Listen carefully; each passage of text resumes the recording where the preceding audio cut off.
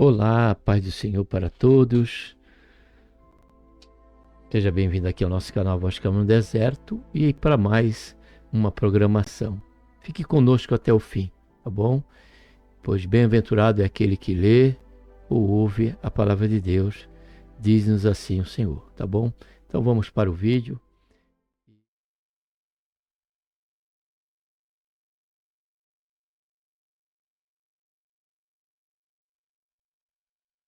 Gostaria de estar saudando a todos meus amados e queridos irmãos, amigos e ouvintes da palavra de Deus, com a gloriosa paz do Senhor Jesus. A Ele seja a honra, a glória e louvor. Também a nossa gratidão por tudo quanto o Senhor tem feito em nossas vidas. Seja bem-vindo aqui mais uma vez ao canal Voz Clamando no Deserto. Se você ainda não for cadastrado, faça isso. Faça a sua inscrição. Se você quiser receber a notificação de cada quadro aqui dentro do nosso programa, do nosso canal, é somente adicionar aí também a questão de tocar no sininho aí, colocar aí todas, e a cada programação você estará sendo avisado. E nesse momento oportuno, querendo, você pode estar conosco refletindo na palavra de Deus, tá bom? Eu quero aqui de antemão, né, louvar e agradecer a Deus por mais 2 inscritos no canal. Estamos agora nesta data, hoje é 15 de dezembro de 2025. Estarei aqui gravando a lição número 1 do primeiro trimestre de 2026. Porém, nesse exato presente momento, o nosso canal atingiu aí o número de 117 inscritos. E eu quero aqui, por ter acionado o sininho, eu acabo por saber e faço questão aqui de fazer menção da Vânia, como faço de todos, né? Da Vânia Arruda, tá bom? Que Deus abençoe, a Vânia Arruda, muito obrigado pela confiança, você possa permanecer conosco. E também o Ed Nunes Santos, né? E que Deus abençoe a todos, vocês dois, em extensão a todo o contingente de inscritos no canal, como também a todos que, ainda que não tenham homologado a sua inscrição, estão sempre conosco aqui, né? Meditando e refletindo na palavra de Deus. Vocês que já estão acostumados com o canal, compreendem a seriedade, né, e a importância que este canal ele dá para a questão da palavra de Deus, né, para sua interpretação literal, né, como convém, sem qualquer fantasia, né? E isso tudo é na dependência do Espírito Santo de Deus a nos guiar durante todo esse momento aqui, tá bom? Quadro Estudando Junto, nós estaremos aqui tendo como tema central, nesse primeiro trimestre de 2026, deixa eu só abrir aqui, é, o Deus único, esse é o tema central. O tema central é a Santíssima Trindade, e diz aqui, o Deus único revelado em 3 pessoas eternas. A Santíssima Trindade, durante 13 lições, está tratando disso. O Deus único, revelado em 3 pessoas eternas. Ou seja, melhorando aqui, né? Estaremos conhecendo o conteúdo de cada lição. É claro que o Senhor me dando graça, eu posso fazer alguma menção referindo também alguns versículos bíblicos, tá bom? A cada lição. E o tema dessa oportunidade, lição número 1, tem como título O Mistério da Santíssima Trindade. O mistério da Santíssima Trindade. Gostei muito dessa imagem que o Iá me propôs, né? Me concedeu, né? Uma mão que representa aí, né, a presença do Pai, pois ele é Espírito, né? Mas é só uma figura. O Cordeiro de Deus, né? Que é essa ovelha, e a pomba aí, que é o símbolo, como temos na Bíblia, da presença do Espírito Santo, né? Ou do Espírito Santo. Tudo isso uma figura, é claro. Então, achei muito interessante essa imagem aí, que fala a realidade da lição que vamos estar estudando, como também até mesmo da próprio tema central, né? A Santíssima Trindade. Amém? Vamos então estar orando. Pai, em nome do Senhor Jesus, nos colocamos na tua santa, gloriosa presença, pedimos seu perdão dos nossos pecados, queremos, Senhor, te agradecer por esta tão grande salvação, pelo nosso nome seu está escrito no livro da vida, e pela esperança que temos, Senhor Jesus, de que a qualquer momento o Senhor há de vir nos buscar. Pedimos a tua graça, Senhor, sabedoria do alto, que o Senhor venha abrir nossos olhos para que possamos compreender, Senhor, diante aqui desse primeiro trimestre que estaremos iniciando, não só durante essa primeira lição, mas todas que se seguirem, o Senhor venha abrir nossos olhos para que possamos compreender as maravilhas, Senhor, da tua palavra. Tua palavra, Pai, mesmo nos diz que aquilo que é revelado são para nós e nossos filhos, e aquilo que é oculto a ti somente pertence. Então, ó Pai, aquilo que nos pertence, aquilo que o Senhor quer que nós venhamos a conhecer, nos faz conhecer, nos faz compreender, e melhor do que tudo isso ainda, Pai, somado a tudo isso, melhor dizendo, Pai, que o Senhor venha aplicar, ó Pai, cada verdade das lições aqui de cada conteúdo à nossa vida prática, à nossa vida diária. Em nome do Senhor Jesus, Pai, que nós oramos e te damos graça por tudo. E em tempo, Pai, quero te agradecer por mais a vida da Vânia, do Edi Nunes, em extensão a todos que são aqui, ó Pai, e fazem parte aqui do contingente de inscritos, como todos quanto têm nos acompanhado, ainda que não tem, Senhor, homologado a sua inscrição. Abençoa a todos, que nós conjuntamente, Pai, sejamos alvo, Senhor, objeto da tua misericórdia, do teu cuidado, e que o Senhor venha, Senhor, falar conosco, tanto na coletividade como na individualidade. Faz isso, Pai, é o que nós pedimos. Já te agradecemos por tudo em nome do Senhor Jesus. Amém.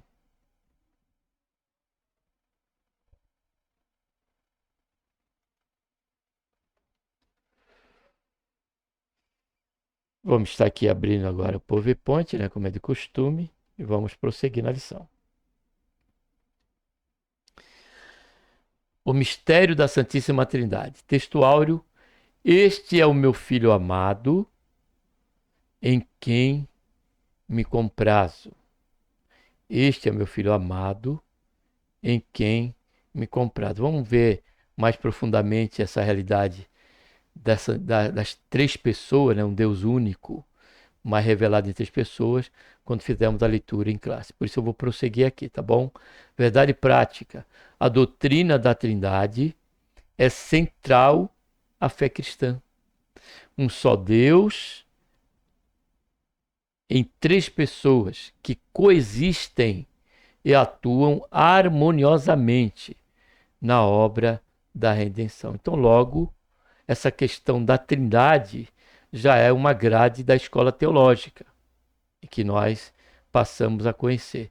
É claro, e já que antecipando, que o nome Trindade, você que não ouviu isso já, né, vai estar ouvindo agora, a palavra Trindade não encontramos na Bíblia, mas encontramos diante da revelação progressiva das Escrituras, né, a realidade desta doutrina, a realidade pontual desta fé que é central na Escritura, em que o Senhor se revela a cada um de nós na pessoa do Pai, do Filho e do Espírito Santo.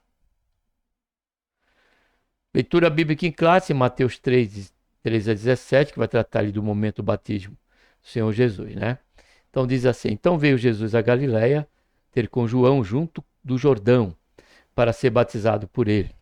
Mas João opunha-lhe, dizendo: eu careço de ser batizado, por ti vens tu a mim? Jesus, porém, respondendo, disse: deixa por agora, porque assim nos convém cumprir, olha só, toda a justiça. Então ele o permitiu. Eu quero aqui abrir um rápido parênteses, já fechar, né, para que você medite no versículo 15. Quanto à importância e à decisão que você precisa tomar, que se você ainda não for batizado, de se batizar. Dado o fato que o próprio Senhor, aquele pelo qual cremos, que morreu na cruz do Calvário, como diz as Escrituras, né, e ressuscitou ao terceiro dia, e se entregou ali naquela cruz para a nossa salvação. E para que se cumprisse a justiça de Deus, quando ali toda a ira de Deus foi derramada sobre o Senhor Jesus naquele momento do Calvário. Porém, ele se colocou aqui como dizendo a João Batista, pois convém que cumpra toda a justiça. Então, se ele se batizou, quem somos nós para ficarmos entre dois pensamentos? Pense nisso, fecho parênteses, não trata da lição, mas eu achei por bem fazer esse adendo aqui, esse parênteses aqui durante a lição, mas vamos prosseguir, tá bom? E sendo Jesus batizado, observe bem agora, saiu logo da água e eis que se lhe abriu o céu e viu o Espírito de Deus, olha só, descendo como a pomba. Então está aqui a segunda pessoa, a terceira pessoa, né, que é a questão do Espírito de Deus, Espírito Santo. Não santo no caso de Jesus, pode ver que é Espírito de Deus, descendo como pomba e vindo sobre ele. Observe que na pessoa bendita do Senhor Jesus, o Espírito Santo desceu por completo, porque faz parte da Santíssima Trindade.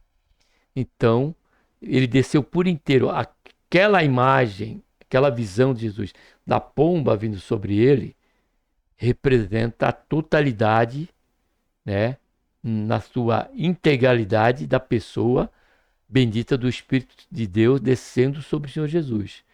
Agora observe que num cenáculo foram vistas línguas como de fogo. Por quê? Porque nós não suportaríamos e nem somos dignos de receber a totalidade nessa integralidade. Senão seríamos como Deus, né? No mais completo e pleno sentido da palavra. Mas aqui fica também essa importância. Então, ali a pomba desceu sobre ele. Agora, observe bem. E eis que uma voz, dos céus dizia: este é meu filho amado. Se está falando este é meu filho amado, essa voz veio do Pai. Veio do Deus Pai.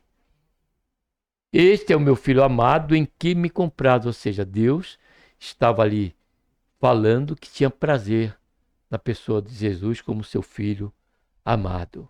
Então observe que já aqui nós vemos a presença de três pessoas. A do Pai, através da voz, a do Espírito de Deus, através da pomba, e a do Filho, através, né, do próprio Senhor Jesus, quando ali desceu as águas. Porém, vamos em mais dois textos aqui das Escrituras, que traz essa realidade das três pessoas. Ainda que não como em Mateus fala em três pessoas, mas vamos prosseguir. Eu vou trazer mais 3 versículos aqui. Primeiro está em Gênesis 1, 26, onde diz aqui, disse Deus, olha só. E disse Deus. Agora observe, façamos o homem a nossa imagem. Está falando de uma coletividade, né? Ainda que seja um Deus único, mas em 3 pessoas diz, façamos o homem ao só, a nossa imagem. Quando nós vamos para Isaías, capítulo 6, já subirei aqui o versículo, no versículo diz assim, depois disto, fala que dá aquela presença teofônica de Deus, né, para o profeta Isaías, e no 8 diz assim, depois disto o quê? Quando foi tocado pela brasa, como diz o versículo 7. Aí diz aqui, depois disto ouviu a voz do Senhor que dizia, a quem enviarei? Unidade. E quem irá por nós? Pluralidade de pessoas. Então, a quem enviarei e a quem irá por nós? Então, nós temos Mateus, que nós lemos, na oportunidade do batismo, já referindo às 3 pessoas, mas também temos na ordem, né, batismal do Senhor Jesus.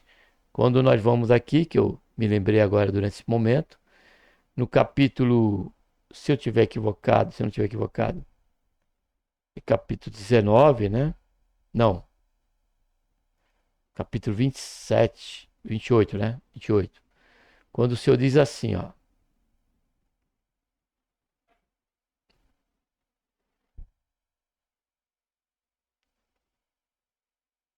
versículo 19, ele diz, portanto, dizendo, agora já não é o Pai que falou lá no batismo, agora é o Filho aqui se referindo já a essas 3 pessoas. Quando ele diz, estando ele presente, ele diz, portanto, ide, fazei discípulos de todas as nações, batizando-os em nome do Pai, e do Filho, que é o Senhor Jesus, e do Espírito Santo. Então, logo, nós vemos aqui a realidade da Santíssima Trindade. O batismo de Jesus retrata um dos momentos da revelação divina sobre a natureza trinitária de Deus. Nele, de maneira simultânea, as três pessoas da Trindade se manifestam. O Filho é batizado, o Espírito de Deus desce como pomba e o Pai fala do céu. O episódio fornece uma base sólida para a doutrina da Trindade.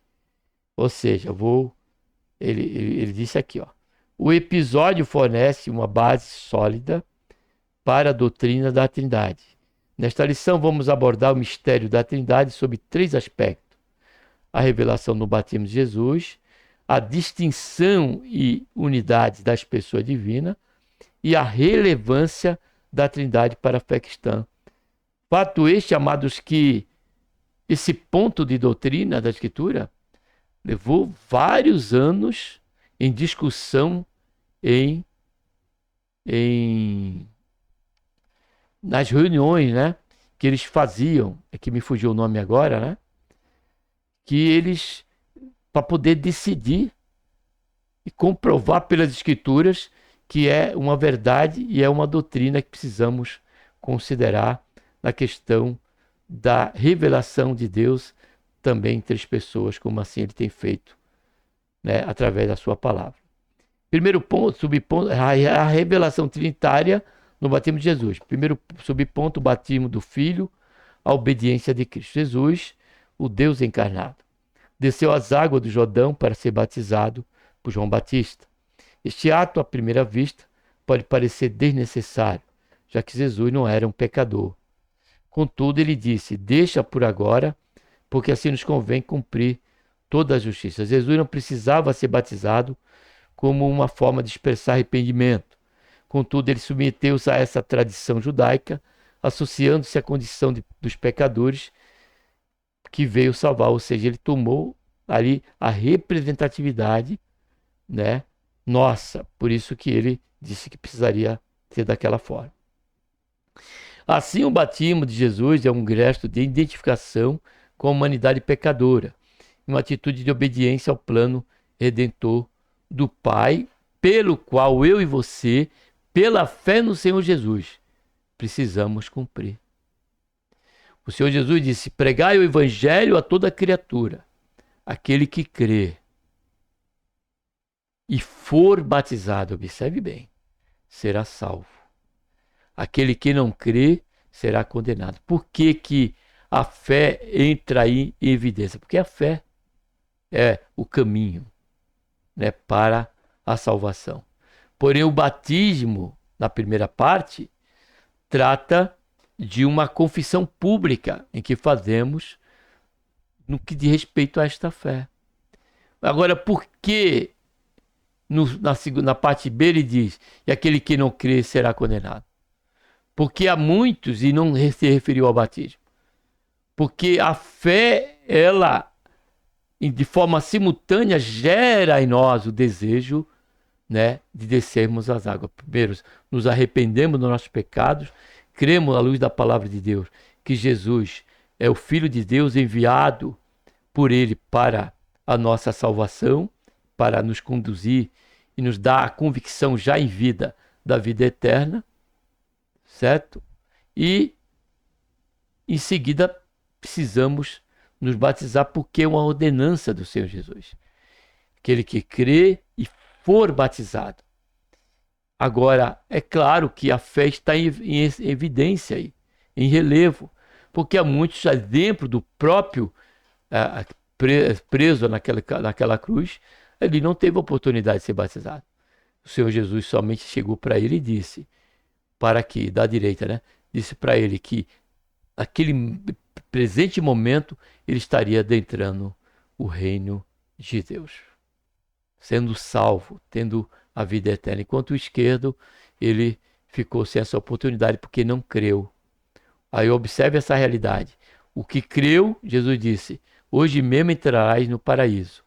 O que não creu foi condenado pela justiça humana, ali a questão de Roma, mas também na questão do alto com respeito a negar, né, a receber, a crer na pessoa bendita do Senhor Jesus. Então, o batismo faz parte do plano redentor de Deus. É onde nós declaramos o Senhor como nosso Senhor durante e a nossa fé nele unicamente, como nosso único e suficiente Salvador. Todos os dias da nossa vida. Por que único e suficiente Salvador?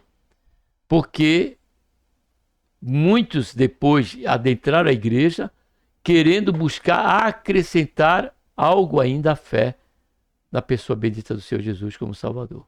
Como fizeram os fariseus, os escribas, aqueles judeus que se convertiam, né, estavam aí no meio da igreja, nos seus primeiros passos, né, da igreja, porém foram todos eles combatidos pela instrumentalidade de Deus através da vida do apóstolo Paulo.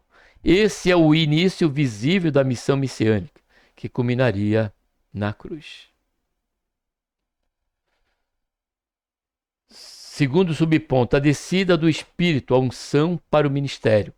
Logo após sair das águas, Jesus viu o céu se abrir e o Espírito Santo, o Espírito de Deus, descer sobre ele. No caso, o Senhor Jesus é Espírito de Deus, como nós lemos. Espírito Santo, quando é no nosso caso, que ele nos regenera e nos santifica. Desceu sobre ele em forma corpórea, como uma pomba. Essa manifestação visível indicava ser ele o Messias prometido, o Cristo, literalmente ungido de Deus. Essa unção, porém, não deve ser confundida como uma adoção do Espírito, como se Jesus passasse a ser o Messias naquele instante.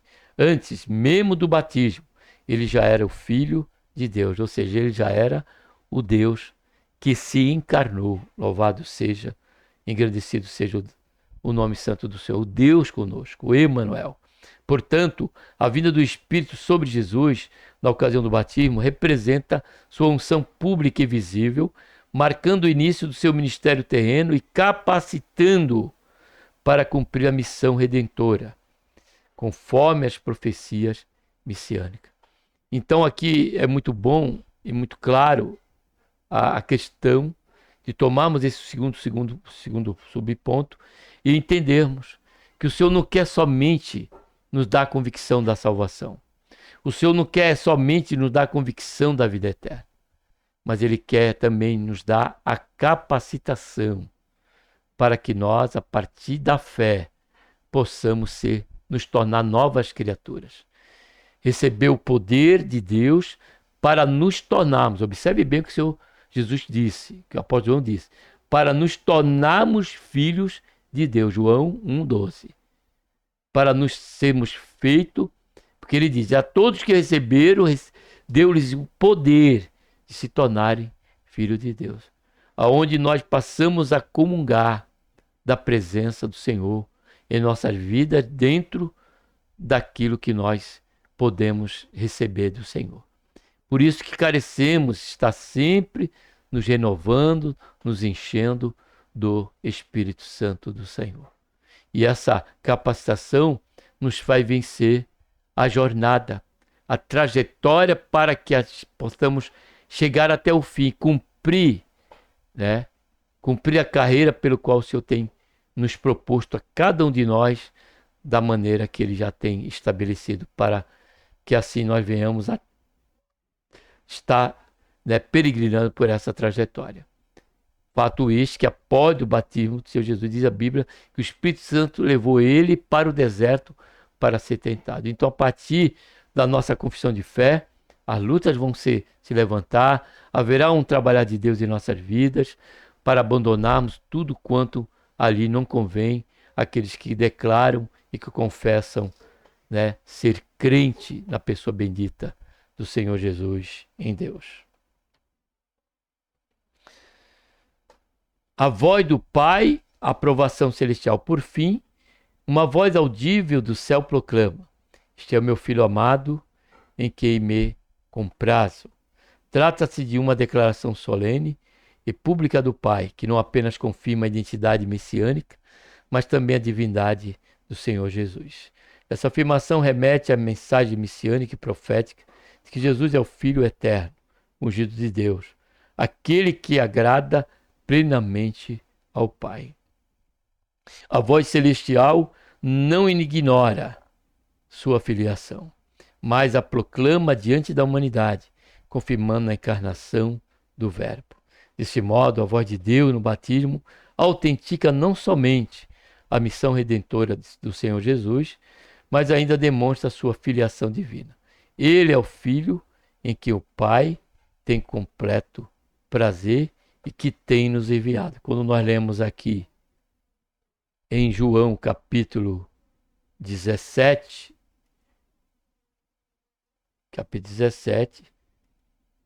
essa confissão e esse entendimento, né, é a vida eterna. Diz aqui, ó. E a vida eterna é esta, que te conheçam a ti como o único Deus, olha só, verdadeiro, e a Jesus Cristo, aquele que tu enviaste. Observe que é um acréscimo.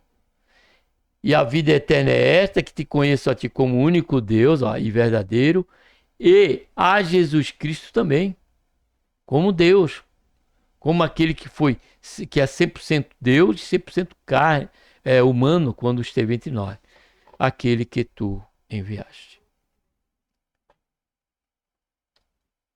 Segundo ponto, a distinção e a unidade das pessoas divinas. Unidade e distinção pessoal, primeiro subponto. A doutrina da Trindade afirma que Deus é uma só essência, ou ousia no grego, né? Mas subsistem três pessoas distintas, hipostástases. A obra da redenção, por exemplo, é trinitária em sua essência. O Pai planeja e elege. Está em Efésios 1,4, que desde antes da fundação do mundo o Senhor tinha preparado o Cordeiro. O Filho executa a obra expiatória, porque Deus amou o mundo de tal maneira que deu seu Filho unigênito para que todo aquele que nele crê não pereça, mas tenha a vida eterna. E há um versículo no Salmo, se não me engano, Salmo 2, até que estava lá no outro subponto, versículo 7, se não me engano, quando Deus diz, quando o salmista diz, né, que ele foi gerado de Deus. Eu hoje te gerei. Ou seja, Deus falando aí da questão de Jesus Cristo como a essência do Pai divino. E o Espírito Santo e o Espírito aplica os benefícios da salvação. 3,5. E qual é esse benefício? A da regeneração, a da transformação, dia após dia, a de que o nosso corpo se corrompa, nosso interior se renova a cada dia pelo trabalhar, por esta obra maravilhosa que o Espírito Santo está realizando em nossas vidas, até que nós alcancemos a estatura de varão perfeito. Por isso, Paulo diz que é de glória em glória. Assim, a unidade divina, longe de contradizer a Trindade, é enriquecida por ela, revelando um Deus que é, ao mesmo tempo, uno em essência e trino em pessoa. Então, nós concordamos com a Testemunha de Jeová que Deus realmente ele é um só. Só que nós cremos que revelado em três pessoas o que eles, no momento, por enquanto, não creem.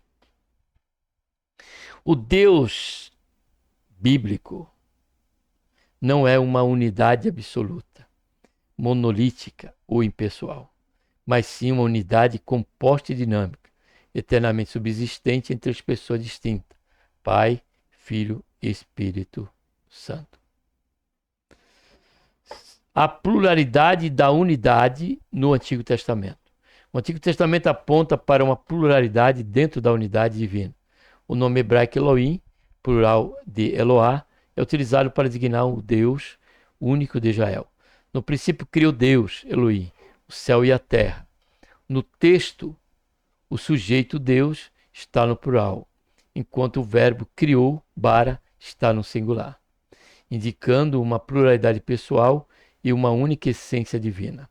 Essa estrutura gramatical em comum reaparece em outros textos bíblicos, como Gênesis 1,26 que nós lemos, Isaías 6,8, eu li ali também, né, na ordem batismal de Jesus, mas tem mais esses 3 versículos aqui de Gênesis, capítulo 3, 22, 11, 7. Vamos ver?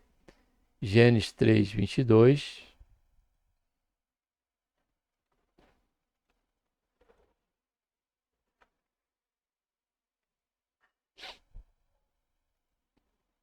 Então disse o Senhor Deus: eis que o homem tem se tornado como um de nós, olha só, plural, conhecendo o bem e o mal. Ora, não suceda que esteja na sua mão, e tome também a árvore da vida, e come e vive eternamente. E o 11, capítulo 11, 11, 7. Então mais 2, hein? São 4, 6, né, com esse. Eia, desçamos e confundamos, ó, 2 vezes, ali a sua linhagem. Então, mais 2 acréscimos aí para a nossa, para consolidar cada vez mais a nossa fé, né? E o entendimento pelo qual estamos aqui buscando através de estarmos aqui estudando juntos. Assim sendo, essas passagens evidenciam que o monoteísmo do Antigo Testamento não nega a Trindade, mas admite pluralidade interna na divindade. Assim sendo, a doutrina da Trindade não contraria a unidade de Deus, conforme revelado na Escritura, mas a completa e a qualifica.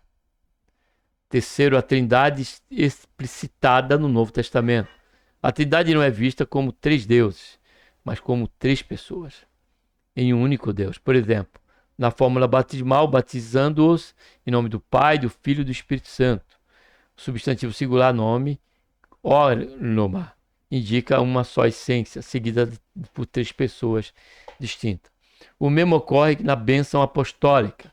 A graça do Senhor Jesus Cristo e o amor de Deus e a comunhão do Espírito Santo sejam com vós todos. Esse texto associa as 3 pessoas de modo equitativo. Observe, completando as 7 passagens que nós vimos, que traz aí a esfera, né, da doutrina da Santíssima Trindade. Ainda as Escrituras afirmam que fomos eleitos segundo a presciência de Deus Pai, em santificação do Espírito, para a obediência à expressão do sangue de Jesus Cristo. Aqui, a participação dessas pessoas divinas na obra da salvação é nitidamente evidenciada. Mais uma passagem, 8. Um só Senhor, um só Deus e Pai de todos. Essa tríade. Ó, um só Espírito, um só Senhor, um só Deus, Pai de todos. Efésios 4, 6.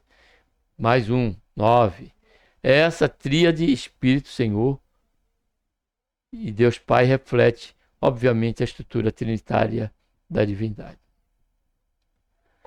Caminhando final, a revelação da Trindade para a fé cristã. Deixa eu só ver aqui o negócio. Som. Desenvolvimento doutrinário da Trindade. A doutrina da Trindade não é uma elaboração tardia da fé cristã. Ela emerge das Escrituras como a revelação progressiva, como foi dito no início, né, de Deus para conosco. Ele decidiu isso. Sua plena compreensão foi definida nos primeiros séculos da igreja. Olha só, o concílio que eu queria lembrar, né? Concílio de Nicéia, olha só, 325 depois de Cristo. Promulgou que o Filho é da mesma substância do Pai, condenando a ideia de que ele fosse uma criatura exaltada. O Concílio de Constantinopla, tratando de cada pessoa, né, para observar, amados, a complexidade. Porque muitos querem combater essa doutrina simplesmente alegando que a expressão Trindade não tem na Bíblia, mas não precisa. Nós vimos aí cansáveis versículos que trata dessa revelação das 3 pessoas. O Concílio de Constantinopla, olha só, observe os anos, 381, quase 64 anos depois que reconheceram Jesus como filho, como Deus, né?